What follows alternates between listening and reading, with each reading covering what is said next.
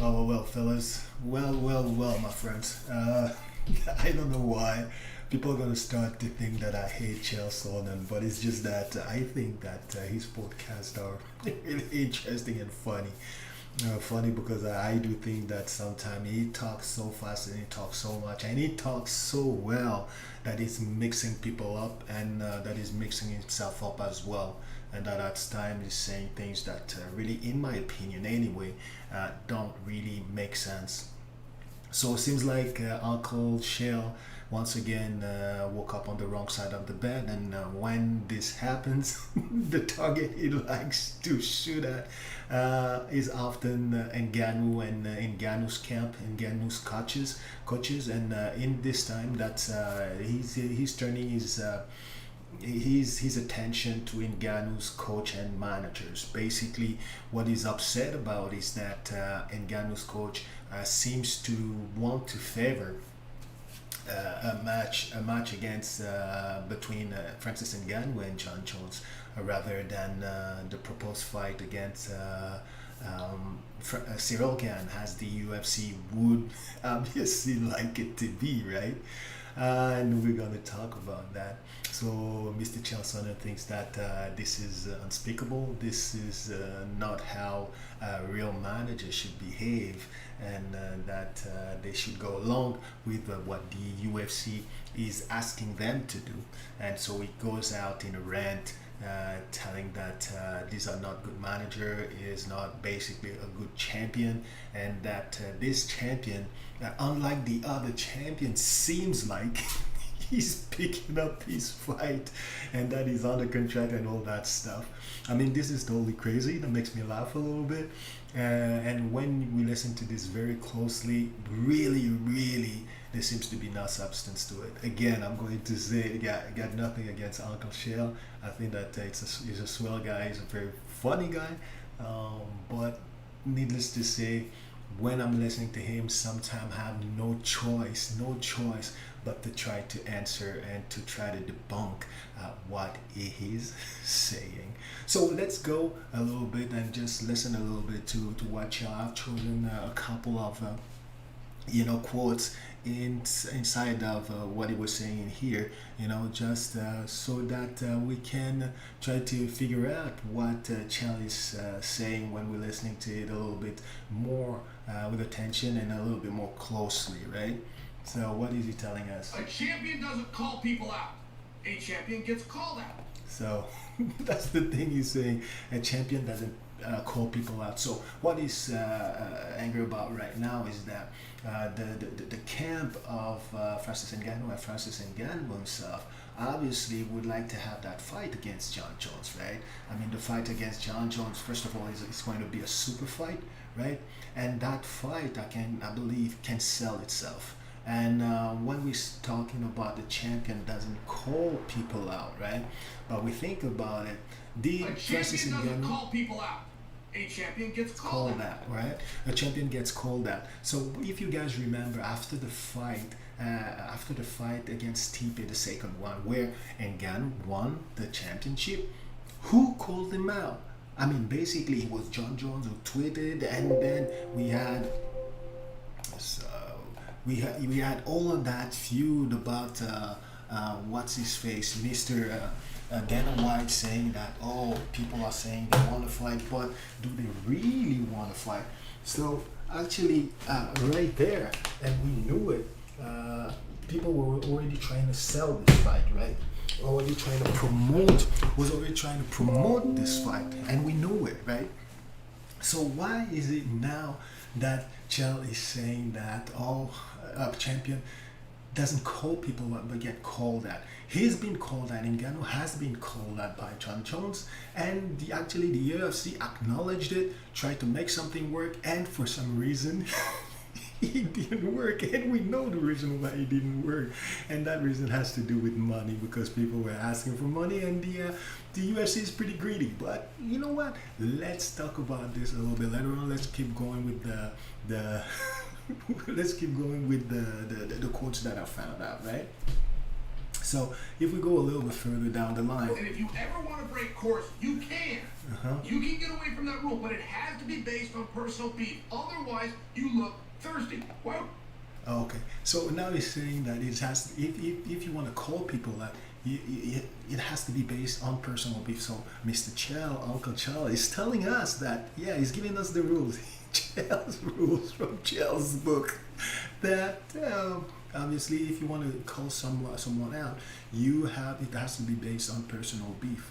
I mean, right now, this is not even a sentence that we have to take care of, that we have to worry about, because we know who called the other one out, and the person that called the other one out is Jon Jones. And not only has he called him out, but also he's preparing for him physically. He's taking on some weight. He's training hard to be able to sustain, let's say, the additional weight, to be able to have the same speed, the same endurance and all that. So he's preparing himself to be ready when he's going to be called on to fight Francis Ngannou.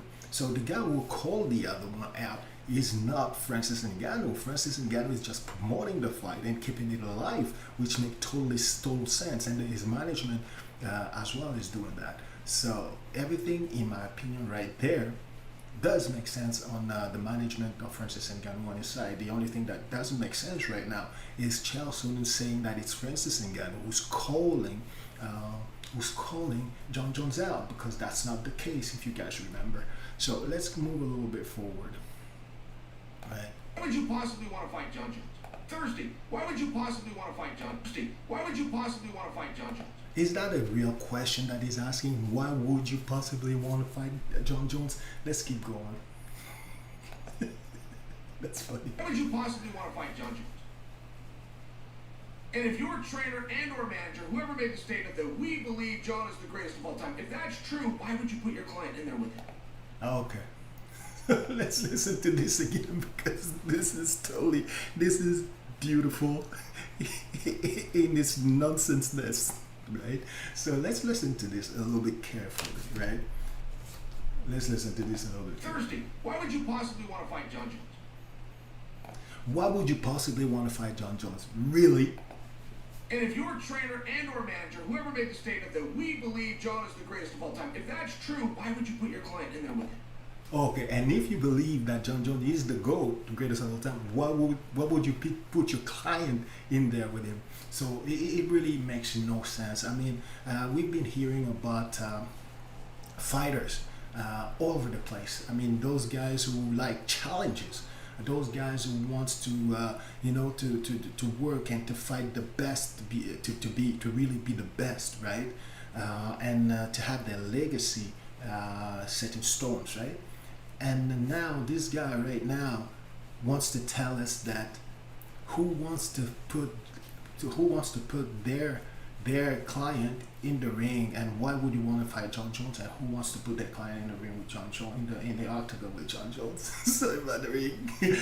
So it really doesn't make sense, because Chael himself in his interviews and all that, he said, what I want is to fight the best. And not only he wants to fight the best, but he wants to fight the best at their best, right? So basically, this is already one reason why he would like to fight Jon Jones, because definitely for his legacy, if he beats Jon Jones, obviously Francis Ngannou believes that he is able to beat Jon Jones, and people do believe as well that some people do believe as well that he is able to fight Jon Jones. And this fight as well will bring a lot of money not only to the UFC but to Jon Jones and to Francis Ngannou as well. This is a super fight that is going to attract a lot of people. I mean, Ngannou has a lot of followers. He has a lot of hype behind him.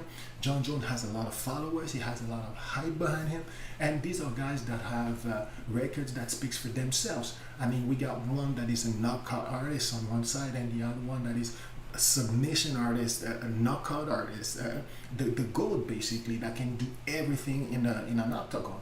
So why that question? That question is not even to be asked. I mean, you want to fight Jon Jones on 2 points, because on your legacy is going to look good. 3 points on your legacy is going to look good.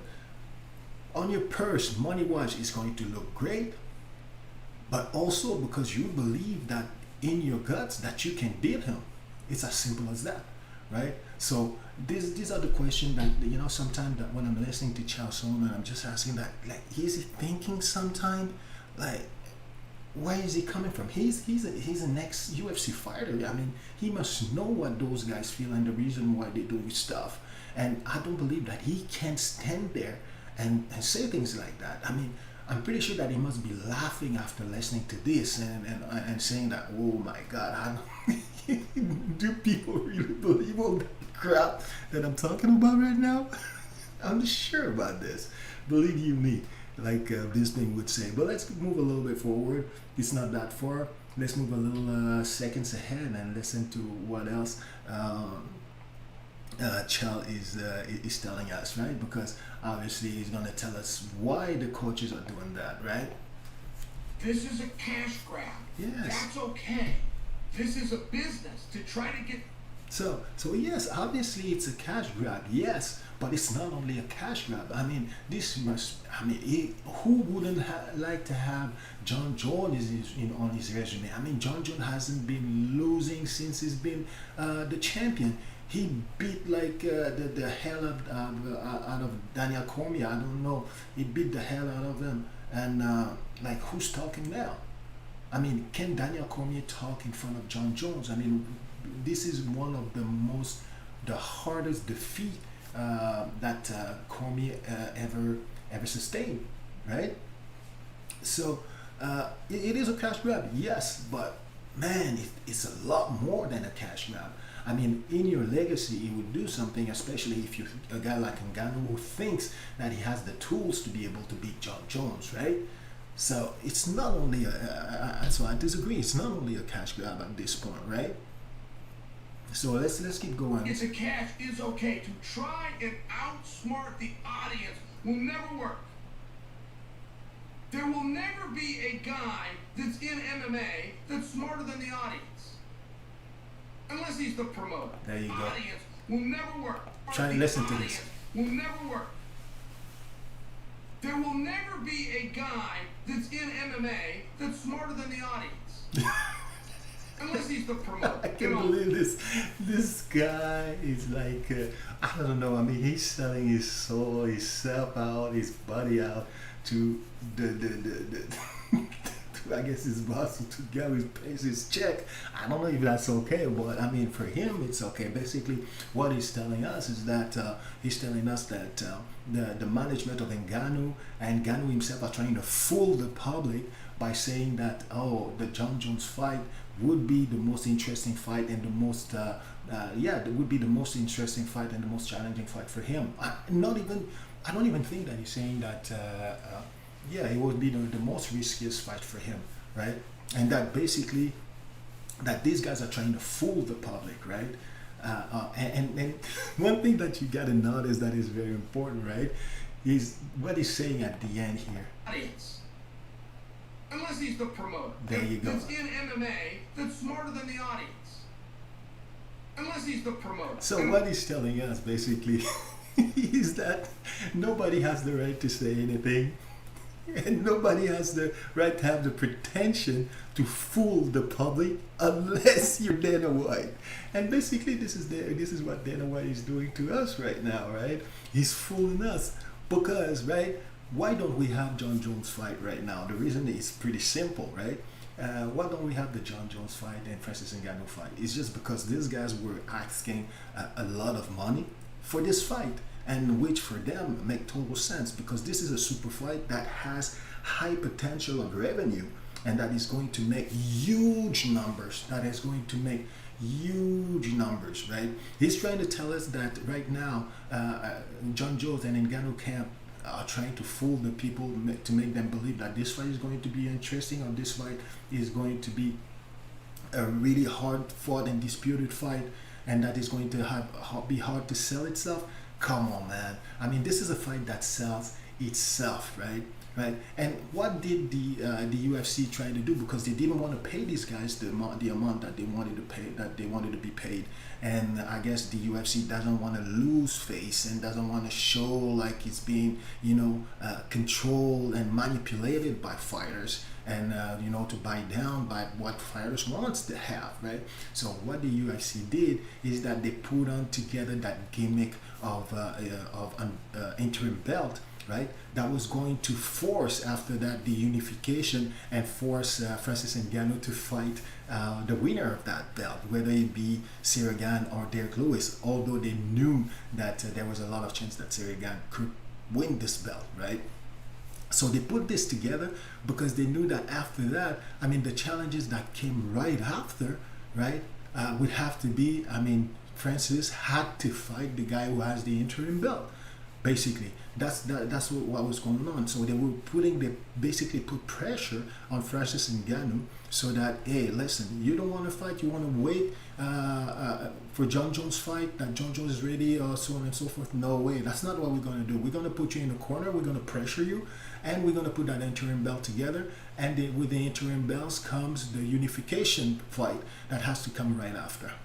Right? So, and after that, when Ciryl Gane won, obviously they hyped up Ciryl Gane in a way that we never seen. I mean, it was coming from all over, from Joe Rogan to Chael Sonnen to all of the little guys, the little mouthpiece of the UFC that are working for the UFC that are all over the place, Daniel Cormier and so on and so forth, right? So all of these guys were hyping up, like working also with I guess the Fernando Lopez, the coach, the ex-coach of Francis Ngannou. I mean, all of those guys hyped up Ciryl Gane like he was the next big thing. That oh yeah, look at his style. He's moving like a lightweight. He's got all the strike. It is true, he's got all the strike. It is true, he's moving like a lightweight, right? But look at his resume. And look at the resume of John Jones, and look at the resume of Francis Ngannou. It is totally different, right? It is totally different. So they hyped it up, and they did a good job by hyping it up, since a lot of people right now believe that, yes, Ciryl Gane is going to beat up Francis Ngannou, like if Francis Ngannou never won a fight in the UFC or never stepped in the octagon against guys like Curtis Blades or Stipe Miocic or Alistair Overeem and all these guys, right? So it is what it is. And he's telling us now that it is those guys, the other guys, the managers and all that are fooling the public. But I think that the guys were trying to fool the public right now on the UFC, and the reason why is because they want to save cash and they want to save face, right? So that's a big issue, and especially when Chael Sonnen is trying to make us take the blue pill. Like in the Matrix. I mean, he's trying to make us swallow that pill without water. And I don't think that this is pretty cool from a guy like Chael Sonnen, right? So yes, and he's telling us that, oh, okay, that's okay. These guys are not smart enough, but the promoter is smart enough, and it's okay for him to try to fool the people like he's doing right now. It's okay for the promoter himself to do it. Can you believe this? Does that make sense? I mean, can you say that in a podcast, saying that, yes, it's okay for Dana White to fool the public, right? And that he's doing it all the time. That's totally crazy, right? So let's move a little bit further down the line and listen to what's all the smart things Chael has to tell us. There is nothing about he's the greatest of all time. You have one job as a manager. One. Get the biggest paycheck against the easiest opponent. All time. You have one job as a manager. One. Get the biggest paycheck against the easiest opponent. So he's saying that the only job of the guy, of the manager, is to get this guy in there with the easiest opponent. So how can someone ever become a champion? Because at the end of the day, when you fight against a champion to take his belt, because the champion doesn't release his belt is taken away from him. His belt is taken away from him. And when you fight for that championship, it's not because that's the easiest fight. It's because you think that you can win it. You want to make history. You want to be the best and fight the best and beat the best, right? So it's a challenge, right? So that fight definitely is going to be a hard fight. On top of that, the most important thing is that do you believe that you can beat that guy? And that's the most important thing, whether the fight is hard or not hard, you know what I mean? Then uh, that's where you go. You don't care about like being the gold and all. It's just your belief. Do you believe that you can beat this guy, and you're at that stage, or where you have made a certain road, right, and you're ready to fight for the championship. So I just believe that right now. I mean, what he's saying about to find the easiest fight for the most money, that's what you need to do. But first of all, here, even if we take in that point into consideration, for Francis Ngannou, that's a fight that he believes he can win. And for Francis Ngannou, that's actually the fight that is going to make the most money, right? I don't know who can tell me something else, right? I mean, although they're trying to hide that fight with the Sirigan, right now the fight with Sirigan can make huge numbers. Well, with the story that is behind it and all that stuff.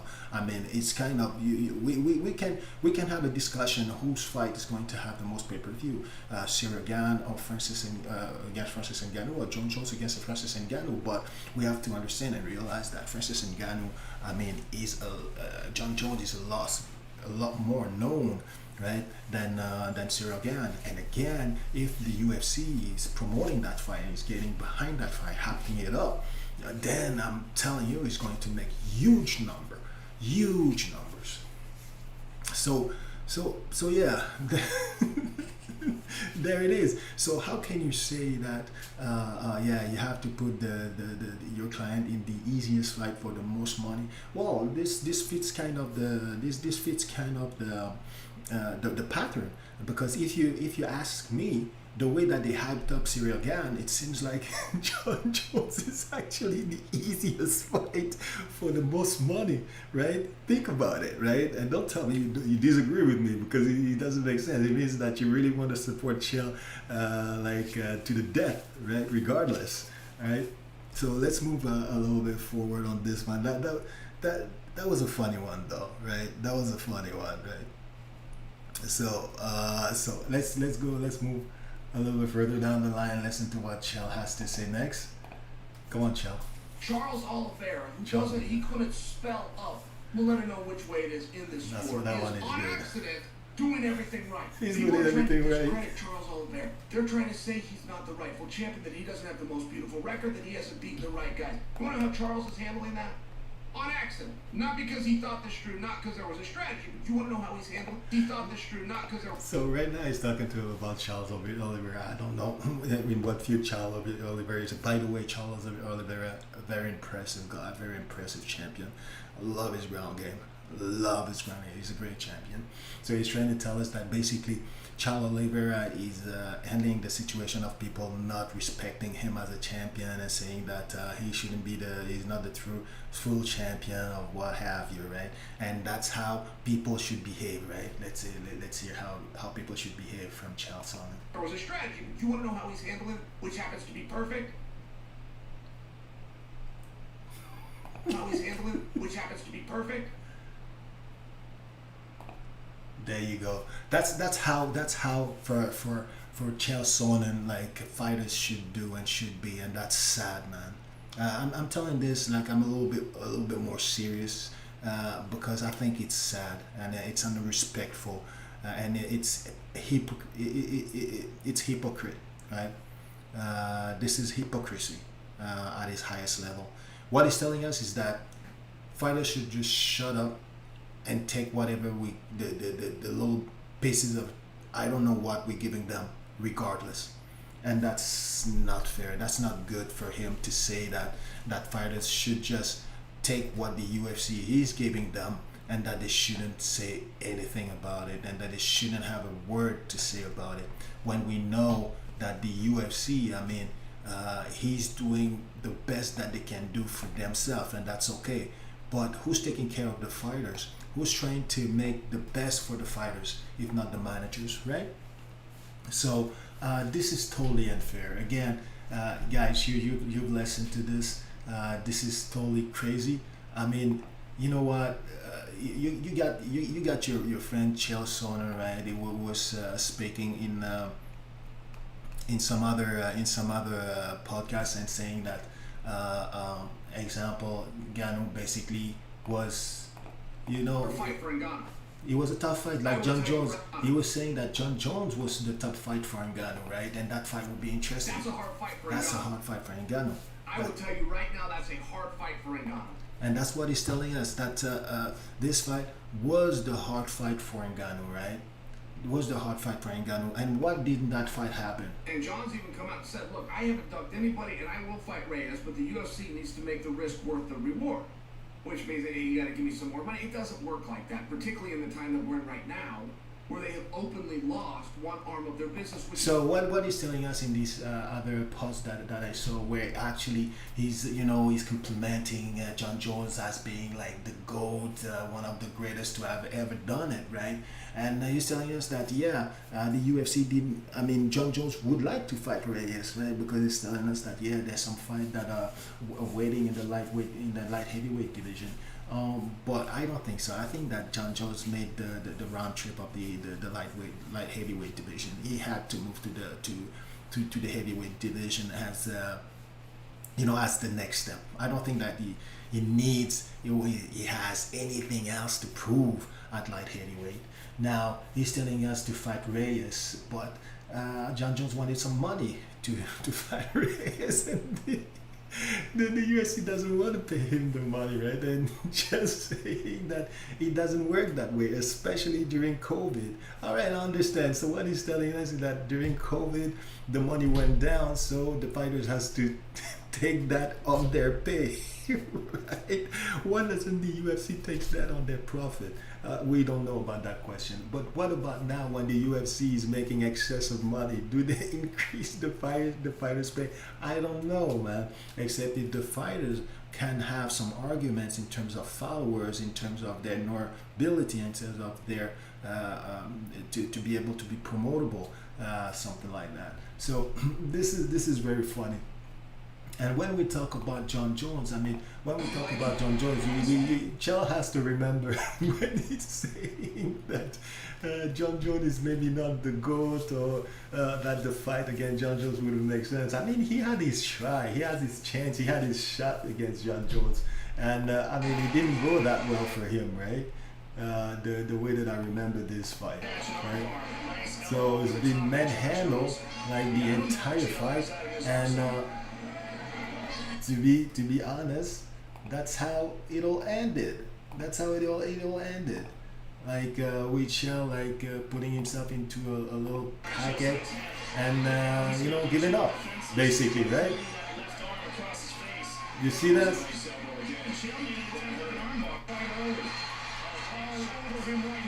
That's basically, and there you go. So Chael knows what kind of a beast is John Jones, right?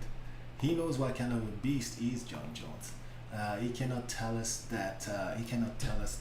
John Jones isn't good enough. I just think that this is really a story of the UFC. Basically, let me summarize this. I think that this is a story of the UFC not wanting to pay for a certain fight that they, on top of that, know was going to make a lot of numbers. Right, the John Jones and the Francis Ngannou fight. They knew that Francis Ngannou was going to try to wait for this fight, because this is the money fight. Not only the money fight, but the legacy fight that was right there for him for the grab. He doesn't want to chance it, because every time you step in that octagon, you risk the chance of losing your chance. You risk the chance of being knocked out by a lucky punch, or being beat up, or being beat by maybe you get hurt, you break your ankle or stuff like that. So everything, there's a chance that you miss that opportunity, and he doesn't want to miss it because there's a lot of cash involved, obviously, in that fight. So the UFC did pressure him. They bring in another kid around the block. They created that interim after only like 3 to 4 months that Francis Ngannou has been an active champion, which has never been seen. How long did Francis Ngannou have to wait for Stipe and Daniel Cormier to do their dance at the heavyweight? And we didn't ever created an interim belt for that, right? He had to wait, right? He had to wait. So right now, what they did, create that interim belt, hyped up Cyril Gane when he won, right? Put that pressure on Francis Ngannou, hype Cyril Gane as the next best thing, as the guy who can actually shut down Francis Ngannou and beating him up in all department. And here we are now. Francis Ngannou has to fight Cyril Gane. So yes, the UFC did what they had to do. They did their stuff, right? Which is, not to get controlled or manipulated by the fighters. And I don't think that they did it the right way. But in any way, that's not my it's not my company, like people say. But this is the truth of the matter, right? And when we're saying that we're feeling that the management of Ngannou is doesn't know what they're doing, Ngannou doesn't know what they're doing, they should shut up. It's unfair to say that. It's not right to say that, because they want the best for their customer, and Ngannou wants the best for himself as well, right? And just that the UFC doesn't want to give them, they don't want to pay people. It's as simple as that. They don't want to pay people, as we have seen over here on the other side. They don't want to pay people, so they create those interim belts. They create those force fight. They hyped up people, and they create a buzz, and they're fooling people in the process. I would have liked to see a John Jones versus Francis Ngannou's fight. Yeah, I would have liked to see it. Do I want to see a fight between Cyril Gane and Francis Ngannou? Of course, I want to see a fight between Cyril Gane and Francis Ngannou. But to be honest with you, right? To be honest with you, I'm going to tell you how it should have went. Really, in my opinion, if it really that UFC heavyweight title and ranking made sense. I think that based on what we've seen with Daniel Cormier and Stipe, there should have been a rematch between Cormier and between Stipe Miocic and Francis Ngannou. Definitely, there should have been a third fight, because I think that Stipe made it clear himself, and the UFC should have done that, right? Like the same way that they did with Cormier. Why would they give Cormier that opportunity and not give Stipe that opportunity? That's totally unfair, and give Ngannou that and Stipe that opportunity against Francis Ngannou. That's totally unfair, and everybody knows that. Now, the second fight should have been that's the first fight that should have happened against Stipe, the trilogy. Then there should have been a fight against John Jones, I believe, if the UFC would have been ready to put the money in.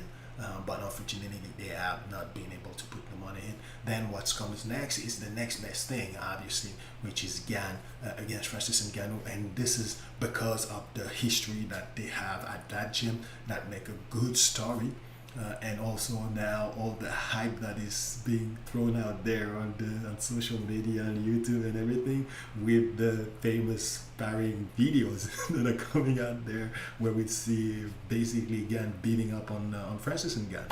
Is that the reality? Is that what shows the reality? I don't know, since from what I understood, Eric Nitzik kind of said that there was that video was edited, and that they removed part where maybe Gane was looking not as good as he looked in the video that have been released by MMA Factory and Fernando Lopez. And again, this is really shows how sleazy all this is, because as people say, like, releasing sparring video is very low, right? It's something that in the training community is not well perceived, right? To release this type of footage, right? And we know where those footage come from, and they come from MMA Factory and Fernando Lopez. We're more than happy to hand them off to the UFC, which shows again that they're working together in order to make that fight, right? And to promote that fight, and to make sure that people are interested and see how the level of quality, the quality of Cyril Gane compared to Francis Ngannou. So I don't know. It is what it is. So I don't believe. And look at this when he's saying, the fighters have to shut up. I just want to listen to this again and make you and ask you if that really makes sense. How he's handling it, which happens to be perfect. There you go. I'm gonna leave you on nothing. I'm gonna leave you on that. That fighters should say nothing. They should shut up, shut them out, just close their eyes, sign the contract, and just make their walk. That's it, and take whatever the UFC dares to drop after, from the food table, like little dogs, right? I don't think so. I really don't think so, and I don't think that Chael really thinks about it when he's talking to other people. I don't know if he thinks about that, but definitely, again, shows you how Chael is the mouthpiece of the UFC, right? Daring to say that only the UFC has the right to fool people, that it's okay for the UFC and the promoter Dana White to fool people. that's unbelievable, and that people take that's unbelievable. All right, I'm gonna leave you on that because I'm cranked up right now.